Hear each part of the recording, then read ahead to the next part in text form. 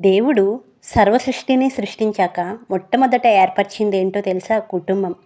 ఆదామును సృష్టించిన తర్వాత నరుడు ఒంటరిగా ఉండటం మంచిది కాదని ఆదాము పక్కటెముకల్లో ఒక ఎముకను తీసి అవ్వను సృష్టించాడు.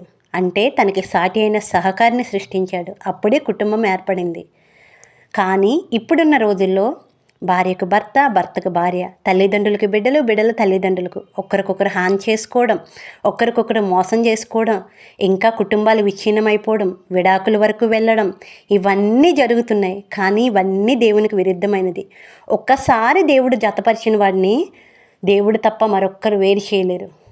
కానీ దేవుడు ఎప్పుడు వేరు చేయడు. కానీ మనుషులు అది అర్థం చేసుకోక వారికి వారే విడిపోయి కుటుంబాలను విచ్ఛిన్నం చేసుకుని బిడ్డలకి తల్లి లేక తండ్రి లేక ఒకరికొకరు దూరం చేసుకుంటున్నారు. కానీ దేవుడు సర్వసృష్టిని సృష్టించిన తర్వాత కుటుంబాన్ని ఏర్పరిచాడు.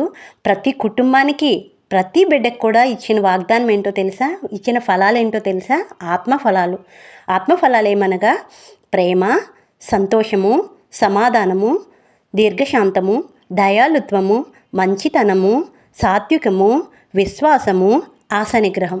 ఇలా 9 ఫలాలు ఇచ్చాడు. ప్రతి కుటుంబం ఫలించాలన్నా ఇందులో ఏది కూడా మిస్ అవ్వకూడదు. ఎందుకంటే కుటుంబంలో మొదటగా ఉండాల్సింది ప్రేమ. ప్రేమ ఉన్నప్పుడు సంతోషం కలుగుతుంది, సమాధానము కలుగుతుంది, దీర్ఘశాంతం ఉన్నప్పుడు ప్రతి సమస్య నుండి విడిపించబడతాం, దయాళుత్వం ఉంటే ఒకరికొకరు ప్రేమించగలరు. ఇవన్నీ పాటించినప్పుడే కుటుంబం.